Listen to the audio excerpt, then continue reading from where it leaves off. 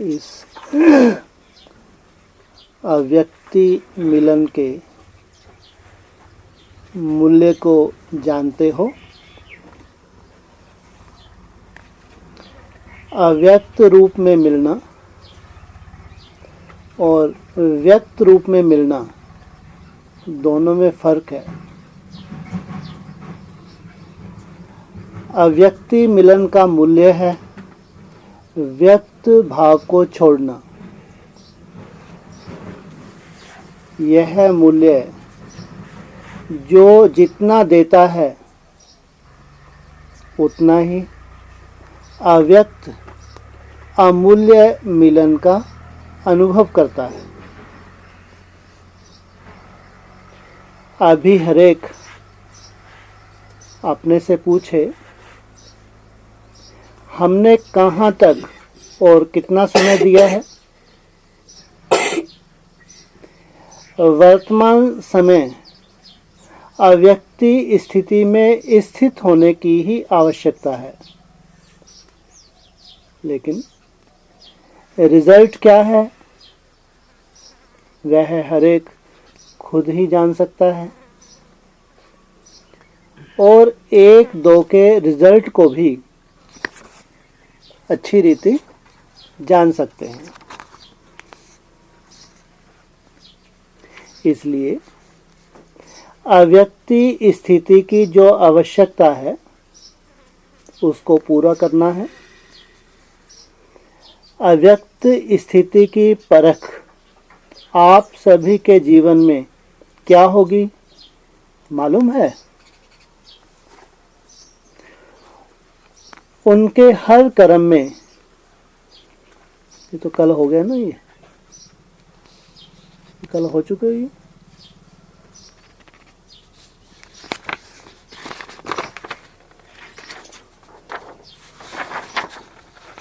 नहीं हो।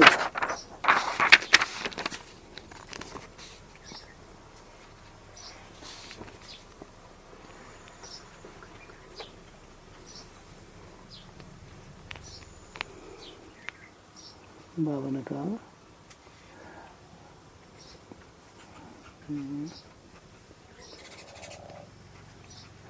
वह मालूम है उनके हर कर्म में एक तो अलौकिकता और दूसरा हर कर्म इंद्रियों से अतीन्द्रिय सुख की महसूसता होगी। कल जो हुई थी वो अलग थी। पॉइंट तो यही था उसमें भी। उनके नयन चैन उनकी चलन अतीन्द्रिय सुख में हर वक्त रहेगी। अलौकिकता और अतीन्द्रिय सुख की झलक उनके हर कर्म में देखने में आएगी, जिससे मालूम पड़ेगा यह व्यक्त में होते अव्यक्त स्थिति में स्थित हैं। अगर यह दोनों ही चीजें अपने कर्म में देखते हो तो समझना चाहिए अव्यक्त स्थिति में स्थित हैं। एक तो अलौकिकता, दूसरा हर कर्म इंद्रियों से अव्यक्त रूप से कर्म करेंगे तो कर्म इंद्रिय कैसी होंगी। अतीन्द्रिय सुख की अनुभूति दूसरों को भी होगी। आपके चेहरे चलन से ही ऐसा महसूसता होगी ये कहीं खोए हुए हैं, व्यक्त भाव में नहीं है। अगर नहीं तो फिर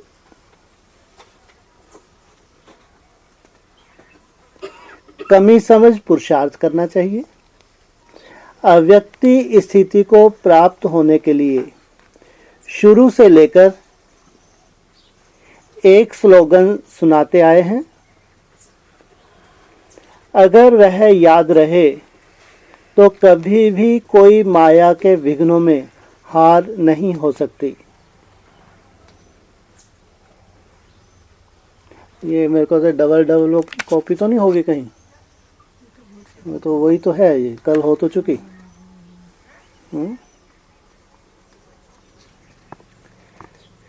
ऐसा सर्वोत्तम स्लोगन हरेक को याद है। हर मुरली में भिन्न भिन्न रूप से वह स्लोगन आता ही है। कौन सा? मन मना भव। हम बाप की संतान हैं, वह तो है ही, लेकिन पुरुषार्थ करते करते जो माया के विघ्न आते हैं उन पर विजय प्राप्त करने का कौन सा स्लोगन है? स्लोगन बताओ, फिर दूसरी चेंज कर दें। कल बताया था कौन सा स्लोगन? सफलता हमारा जन्म सिद्ध अधिकार है।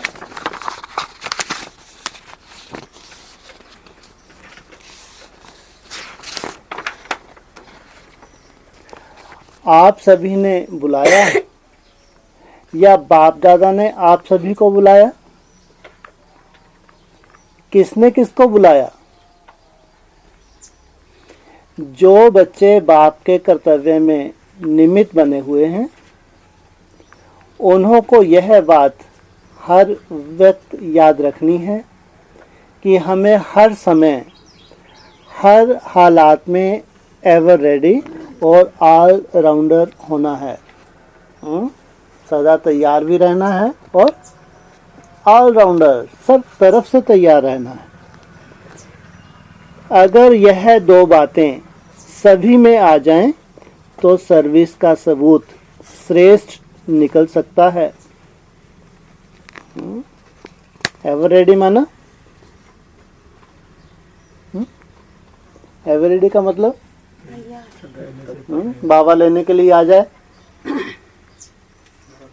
और हम बोल वाला भी तो हम तैयार ही नहीं है, कैसे जाएं आपके साथ? अगर बलुआ आ जाए, भैया आपका समय हो गया समर्पण, मरो, उसी सेकंड सब कुछ छोड़ के, हाँ जी हाँ हम तो मरे हुए हैं। एवरेडी का मतलब ये होता है। माना किसी का लगा कि जाएगा तो नंबर अब लगना ही चाहिए। उसको फोन आ जाए, आ जाओ भैया आपका नंबर लग गया, बस मैं 2-4 दिन में आता हूँ, थोड़ा ये समेट लूँ, मैं थोड़ा सा मेरा काम बाकी है, इसको समेट लूँ फिर आता हूँ, तुरंत नंबर कट। माना ये माला में पीछे। एवर रेडी माना जिस वक्त बुलावा आया उसी वक्त तैयार। हाँ जी, माना समझो एक्सीडेंट हो गया, मर गया, जो भी बीवी बच्चे थे सब खत्म हो गए, ये तो ऐसा एक्सीडेंट है, इसलिए कहा एवर रेडी।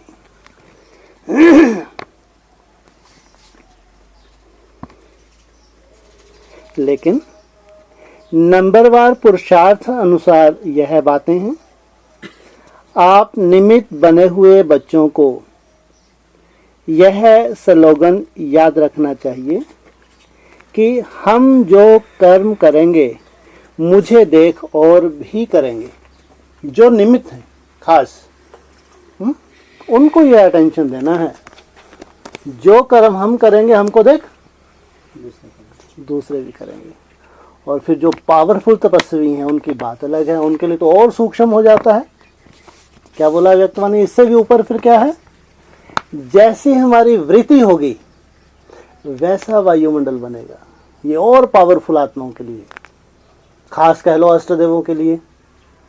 वो तो कर्म से भी ऊपर उठ जाते हैं ना, उनकी तो जैसी वृत्ति होती है वैसा वायुमंडल बनता है। हर समय अपने को ऐसा समझो जैसे ड्रामा के स्टेज पर सभी के सामने हम पार्ट बजा रहे हैं। एक होता है अपने आप से रिहर्सल करना, एक होता है स्टेज पर सभी के सामने पार्ट बजाना। तो स्टेज पर एक्ट करने वाले का अपने ऊपर कितना ध्यान रहता है। एक एक एक्ट पर हर समय अटेंशन रहता है, हाथों पर, पांवों पर, आंखों पर, सभी पर ध्यान रहता है। अगर कोई भी बात नीचे ऊपर होती है तो एक्टर के एक्ट में शोभा नहीं देती। तो ऐसा अपने को समझ कर चलना। हम कहाँ जा रहे हैं अभी? फाइनल स्टेज पे जा रहे हैं। दुनिया हमको देखेगी नहीं देखेगी? अधूरे एक्टरों को। हाँ, मन का जिनकी अभ्यास पूरा हो गया, जो संपूर्ण है, उनकी बात है। 3 मिनट का रिकॉर्ड जब भरते हैं तो कितना ध्यान देते हैं? आप सभी भी अपने 21 जन्मों का रिकॉर्ड भर रहे हो, तो भरते समय बहुत ध्यान रखना है। रिकॉर्ड में जरा भी नीचे ऊपर हो जाता है तो वह रिकॉर्ड हमेशा के लिए रद्दी हो जाता है। तुम्हारा भी 21 जन्मों के लिए सतयुगी राजधानी का जो रिकॉर्ड भरता है वह रद्द ना हो जाए। कैसी करो शूटिंग, कैसा भरो इसको? ये जन्म जन्मांतर चलेगा या फिर चेंज करने का मौका मिलेगा? और अभी तक भी जो किया है वो भी शूटिंग हो चुकी, जैसा भी किया है, लेकिन अभी तो और सूक्ष्मता। अभी हम जहाँ जा रहे हैं वहाँ तो और अटेंशन चाहिए। रद्द हुआ तो फिर दूर हो जाते हैं। तो यह सोचना चाहिए हमारे हर कर्म के ऊपर सभी की आंख है। हाँ, ये नहीं है हम अकेले बैठे हैं, कौन देख रहा है, भूलें होती रहें। क्या सोचना चाहिए? हमारे हर कर्म के ऊपर सभी की आंख है। कैसे? जब आप अकेले अपने कमरे में होते, कोई देखता क्या आपको? है? कोई देखता है क्या?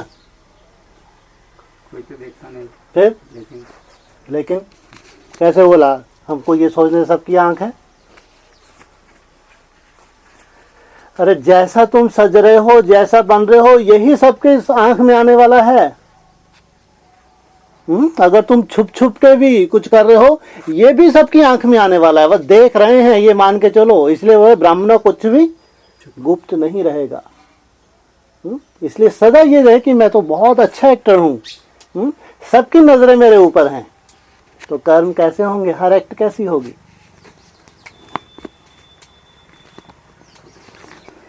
एक्टर्स जब देखते हैं हमको सभी देख रहे हैं तो खास अटेंशन रहता है। कोई देखने वाला नहीं होता तो अलवेलापन रहता है। तो हमेशा समझना चाहिए, हम भले अलवेले में कुछ करते तो भी सृष्टि के सामने हैं। पूरी सृष्टि में हम प्रत्यक्ष होने वाले हैं। सारी सृष्टि की आत्माएं चारों ओर से हमें देख रही हैं। अगर एक एक फूल ऐसा संपूर्ण और सुंदर हो जाए तो इस बगीचे की खुशबू कितनी फैल जाती।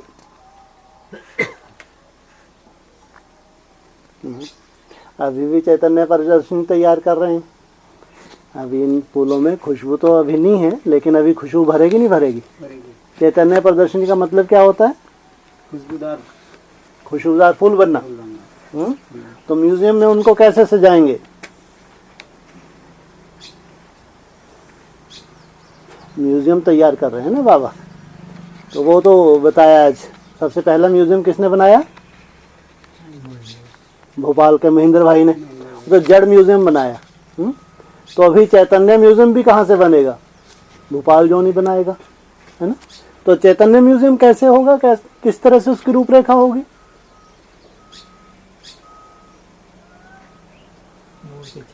मूर्तियों को बिठा देंगे, इनके दर्शन करो, इनको हार पहनाओ, अगरबत्ती लगाओ, हैं? अरे मूर्ति जो संपन्न बन गई उनको ऐसा कांच वांच लगा के बिठाएंगे? कैसे करेंगे? हैं? चैतन्य म्यूजियम तैयार करने के लिए बोला ना बाबा ने। तो जड़ था, हद का था, तो बेहद का है। तो ये बेहद का म्यूजियम कैसे शो करेगा? हैं जी? हर चलन वलन उसमें एक साथ 100 तैयार थोड़ी हो जाएंगे। माना अभी मान लो 8 हैं, नंबरवार हैं, वो भी जो जो तैयार होगा तो उसको कैसे वो चीना जाएगा, कैसे उसका शो किया जाएगा? उसका एक्टिविटी से शो करेगा। बाकी की एक्टिविटी भी वैसे दिखे तो क्या प्रूफ है? दूसरा ही बढ़िया, वैसे ही ऐसे आंखें बंद करके ऐसे चले या झाड़ू लगाए, भले ही बुद्धि संसार में घूमती रहे, जैसे तो क्या प्रूफ है आपके पास? उसको फॉलो करना सबको है? फॉलो करेगा। अरे फॉलो तो दूसरा भी तो वैसे ही कर्म कर रहा है, वो भी कम थोड़ी है, उसकी थोड़ी बहुत प्रैक्टिस तो उसकी भी है अव्यक्त रूप से कर्म करने की। अरे सभी प्रैक्टिस में तो है ना? एक परफेक्ट हो गया, दूसरा परफेक्ट नहीं हुआ, लेकिन उसकी भी प्रैक्टिस है नहीं है कुछ, प्रैक्टिस तो है। तो फिर फॉलो तो उसको भी किया जा रहा है। तो यहाँ तो म्यूजियम में चिन्हने की बात हो रही है। वहाँ जो मूर्ति तैयार हुई ऐसे अलग अलग बना देंगे, वो खाने बना देंगे कांच लगा देंगे, बैठो भैया यहाँ दर्शन करो, ऐसा नहीं, ऐसा तो नहीं, ऐसा तो म्यूजियम जड़ में। म्यूजियम में ऐसे ही तो होता है। तो जड़ आपने म्यूजियम देखे ही नहीं है? देखे हैं, तो जड़ म्यूजियम देखे हैं, किंतु चैतन्य तो नहीं। तो वैसे ही तो होगा ना, माना मूर्तियों को बिठा दिया जाएगा। हाँ, आपने अपने कर्मों में बिठा दिया जाएगा, वो कर्म कैसे सक्सेसफुल कर रहे हैं वो देखने का है। हाँ, ये जो चैतन्य मूर्तियां हैं ये अपने अनुभव सुनाएंगी संपूर्णता के, संपूर्णता के लिए इनके जीवन में क्या क्या बाधाएं आई हैं, कैसे कैसे माया के विघ्न आए हैं, कैसे कैसे उन विघ्नों का सामना किया है, आज किसी स्टेज की अनुभूति कर रही हैं ये है? ये पूरा अपने अनुभव सुनाएंगे, जिसके लिए मुरली में बाबा ने बोला है तुम्हारा 2 मिनट का अनुभव 2 घंटा का भाषण कहीं नहीं लग रहा। अनुभव है सबसे बड़ी अथॉरिटी, बाबा ने बोला है। भाषण करना यह अथॉरिटी नहीं है, तो बकबक है, रावण का ज्ञान है। अगर अनुभव हो जाए तो उसके ऊपर अनुभव सबसे बड़ी अथॉरिटी बताया है, वाणी में बताया, उसके ऊपर ऑटोमेटिक, इसलिए बोले अनुभव की अथॉरिटी बनो। माने तुम्हारे जीवन में ऐसा अनुभव हो, सुनते से ही उनका परिवर्तन होने लगे, उनको लगे कि ऐसा मेरे को बनना है। तो ये चैतन्य जो मूर्तियां तैयार होंगी ये अपने अनुभव से सेवा करेंगी। ये है बेहद का म्यूजियम। तो बाबा कहते हैं एक्टर्स जब देखते हैं, हमको सभी देख रहे हैं तो खास अटेंशन रहता है, कोई देखने वाला नहीं होता है तो अलवेलापन रहता है। तो हमेशा समझो हम भले अकेलेपन में कुछ भी करते हैं तो भी सृष्टि के सामने हैं। सारी सृष्टि की आत्माएं चारों ओर से हमें देख रही हैं। अगर एक एक फूल ऐसा संपूर्ण और सुंदर हो जाए तो इस बगीचे की खुशबू कितनी फैल जाए। चारों तरफ खुशबू फैलेगी नहीं फैलेगी? उनका कारण क्या? लेकिन क्यों नहीं फैलती, उसका कारण क्या? खुशबू के साथ साथ कहां कहां बीच में और बात भी आ जाती है। भले खुशबू कितनी भी हो, लेकिन खुशबू से भी जल्दी फैलने वाली बदबू होती है। जो जरा सी बात सारी खुशबू को समाप्त कर देती है। अविनाशी खुशबू, जिसको सदा गुलाब कहते हैं। एक होता है सदा गुलाब, दूसरा होता है गुलाब, तीसरा होता है रूह गुलाब। पहला नंबर है रूह गुलाब, जो रूहानी स्टेज में सदा स्थित रहता है, आत्मिक स्मृति में रहता है। वह रूह की स्थिति में रहता है और रूहानी रूह के हमेशा नजदीक रहता है।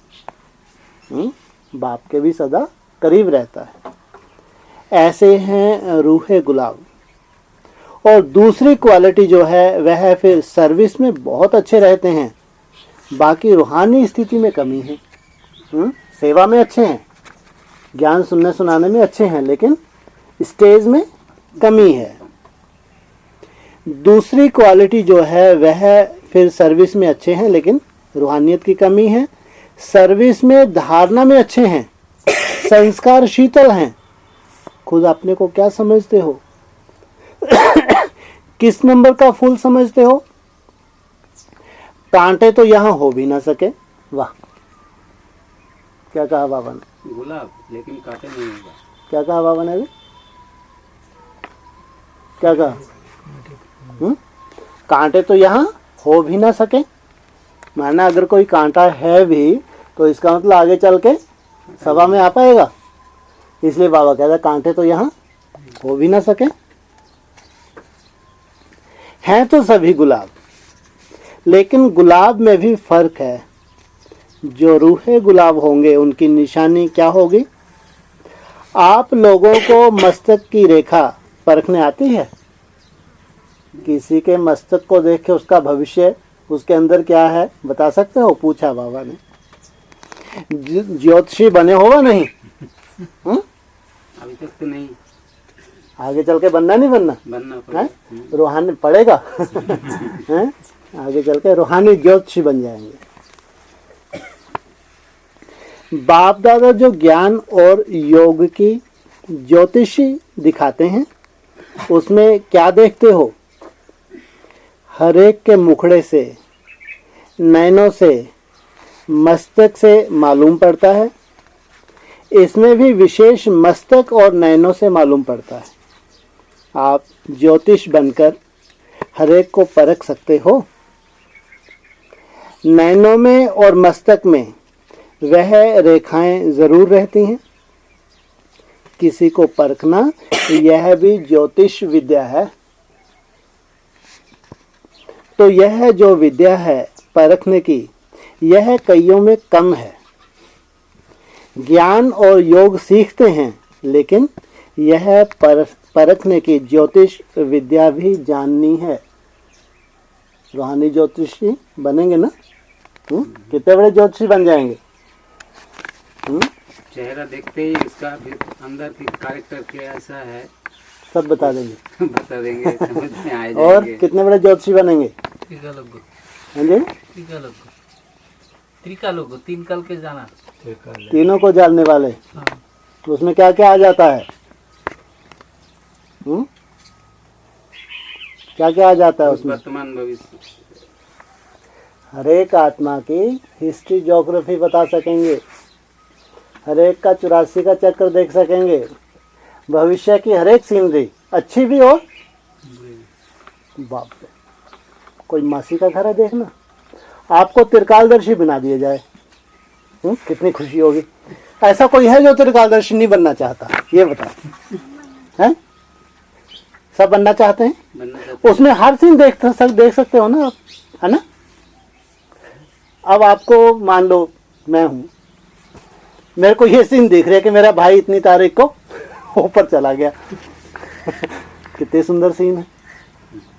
सब सीन देखनी है आपको, सब सीन। कोई मासी का घर नहीं है, अटैक आ जाएगा, हाथ जोड़ दोगे, नहीं चाहिए। त्रिकालदर्शी बनना कोई मासी का घर नहीं है। अच्छी सीन तो बहुत लपलपा लगती हैं, इसलिए कहा विनाश की सीन भी देखना है। पूरा हमारे साथ जो घटनाएं घटने वाली हैं, हमारे जो मित्र संबंधी हैं उनके साथ क्या क्या होने वाला है, सब कुछ देखना। हमारे अलौकिक परिवार का किसके साथ कब छोड़ के ये जाने वाला है, इनमें से सब दिख रहा है आपको। कम इस वाले में भी भूत प्रवेश हो गया, इसको भी ले गया ऊपर, ये भी दिख रहा है आपको। कोई छोटी मोटी सीन है क्या? कोई मासी का घर है क्या? कह देना आसान है, त्रिकालदर्शी बना दो हमको। हाँ, जब तक साक्षी दृष्टा नहीं बने हैं त्रिकालदर्शी बन ही नहीं सकते। इतना साक्षी, कुछ भी होता रहे संसार में, जो भी दिख रही है हर सीन को स्वीकार करने वाला, हर सीन को देख के मुस्कुराने वाला, अच्छी से अच्छी सीन हो और बुरी से बुरी सीन हो, कोई उसको फर्क नहीं पड़ता। साधारण बात नहीं है ये, बहुत बड़ी बात है। हाँ, तो ज्योतिषी बनेंगे तो बड़े से बड़े ज्योतिषी भी बनेंगे, या छोटे मोटे ज्योतिषी बनेंगे। हाँ? तो ज्योतिष विद्या भी जाननी है। कोई भी व्यक्ति सामने आए तो आप लोगों को तो 1 सेकंड में उनके तीनों कालों को परख लेना चाहिए। हाँ?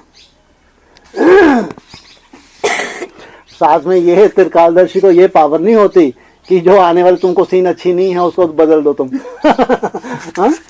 क्या नहीं होती। ये ध्यान रखना। इसलिए सोच समझ के अगर वरदान मिले भी पहले अपने स्टेज देख लेना, कोई पावर नहीं होती है इंटरफेयर करने की।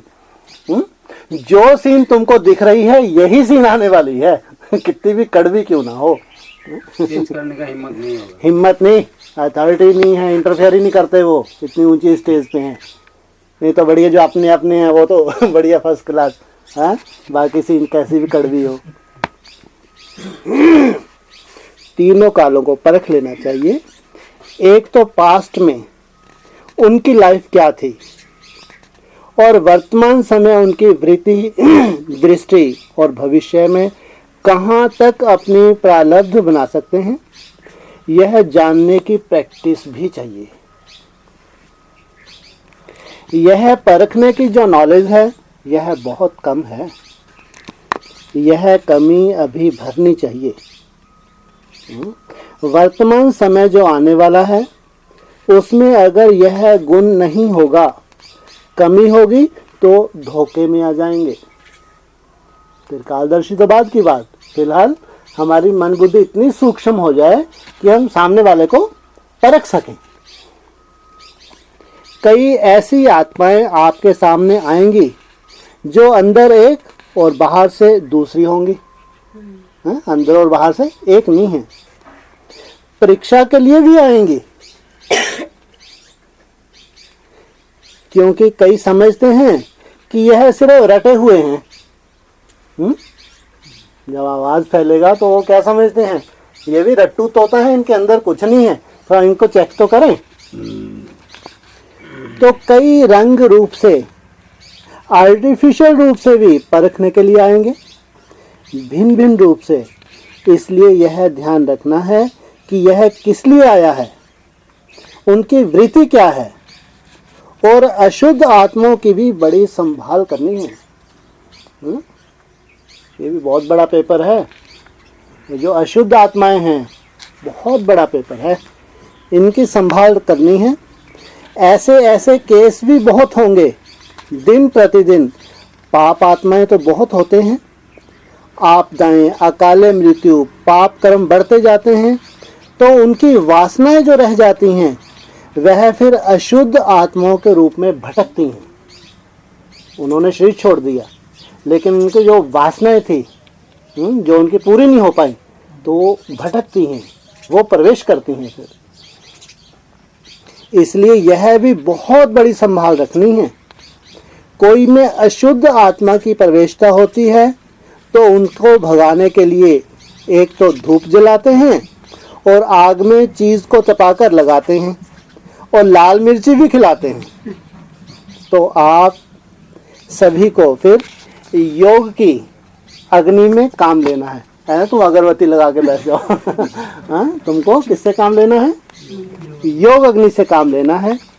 हर कर्म इंद्रियों को योग अग्नि में तपाना है, तो फिर कोई वार कर नहीं सकेंगे। थोड़ा भी कहाँ ढीलापन हुआ, कोई भी कर्म इंद्रिय ढीली हुई, तो फिर प्रवेशता हो सकती है। वह अशुद्ध आत्माएं भी बड़ी पावरफुल होती हैं, उनको साधारण मत समझना।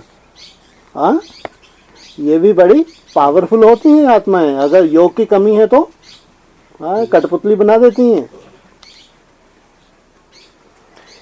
वह माया की पावर कम नहीं है, ये भी माया की बहुत बड़ी पावर है।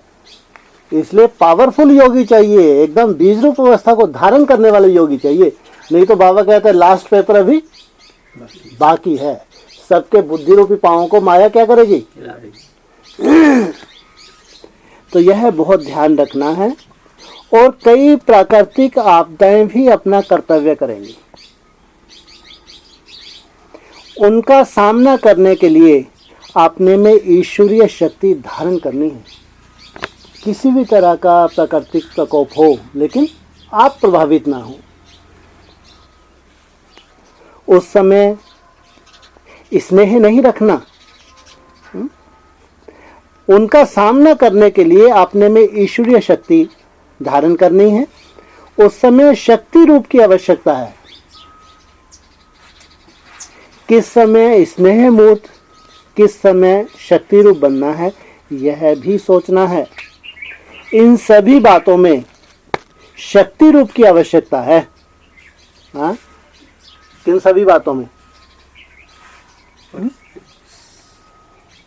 चाहे प्राकृतिक प्रकोप हो या ये इविल सोल हो, इनसे सुरक्षा के लिए शक्ति रूप। अगर कोई ऐसा आया और उनको ज्यादा स्नेह दिखाया तो कहाँ नुकसान भी हो सकता है। कोर्स करने के लिए आया और उसमें भूत भी है और आपने परखा नहीं, बढ़िया फर्स्ट क्लास उसको कोर्स कराना शुरू कर दिया, चलो स्टूडेंट मिला, कल भी आएगा, तो भूत आ रहा है, अगर नहीं परखा तो ये स्टूडेंट आ रहा है। तो परख शक्ति चाहिए। स्नेह बाप दादा और दैवी परिवार से करना है, बाकी सभी से शक्ति रूप से सामना करना है, माना अज्ञानियों से शक्ति रूप धारण करना है, परिवार में स्नेही रूप। कई बच्चे गफलत करते हैं जो उन्हों के स्नेह में आ जाते हैं, वह स्नेह वृद्धि होकर कमजोर कर देता है, इसलिए अब शक्ति रूप की आवश्यकता है। अंतिम नारा भी भारत माता शक्ति अवतार का ही गायन है। गोपी माता थोड़ी कहते हैं, अब शक्ति रूप का पार्ट है। गोपियों का रूप साकार में था, अब अव्यक्त रूप से शक्ति का पार्ट है। हर एक जब अपने शक्ति रूप में स्थित होंगे तो इतने सभी की शक्ति मिलकर कमाल कर दिखाएगी। यादगार रूप में अंतिम चित्र कौन सा दिखाया हुआ है? पहाड़ को अंगुली देने का। सबके सहयोग रूपी अंगुली से गोवर्धन पर कलयुगी पहाड़ को उठा दिया। अंगुली यह शक्ति ही देनी है, इससे ही कलयुगी पहाड़ खत्म होगा। इसमें हर एक की अंगुली की दरकार है, सबके सहयोग की जरूरत है। अभी वह अंगुली पूरी रीति नहीं दी है, उठाते जरूर हैं, परंतु कोई की कभी सीधी, कोई की कभी टेढ़ी हो जाती है। जो सहयोग की उंगली है, कोई की एकदम सीधी और टेढ़ी होगी तो कलयुगी पहाड़ उठ पाएगा। जब पूरी अंगुली होगी तब प्रभाव निकलेगा। एक जैसी अंगुली देनी है। इस कलयुगी पहाड़ को जल्दी अंगुली देकर फिर सतयुगी दुनिया को लाना है। साकार के साथ स्नेह है तो जल्दी जल्दी इस पुरानी दुनिया से चलने की तैयारी करो। इसलिए अंतिम आहुति है, इस पुरानी दुनिया से चलने की तैयारी करो। आप कहेंगे अभी सर्विस कहाँ हुई है, लेकिन सर्विस भी किसके लिए रुकी है? अगर आप हर एक शक्ति रूप में स्थित हो जाओ तो आपके जो भूले भटके भक्त हैं, ना चाहते भी चकमक चुंबक के आगे आ जाएंगे। देरी नहीं लगेगी। कब की है ये वाणी? सोचो, उस वक्त बोल रहे थे, उस वक्त आज से 50 वर्ष पहले उनको सेवा की चिंता नहीं थी। बोले सेवा तो हुई पड़ी है, अगर ये स्थिति बन जाए, ऐसा ग्रुप तैयार हो जाए तो सेवा तो तभी मना कर दिया। तो जब तुम चुंबक बन जाओगे तो चकमक के आगे तो वैसे ये स्वाहा होने के लिए आ जाएंगे।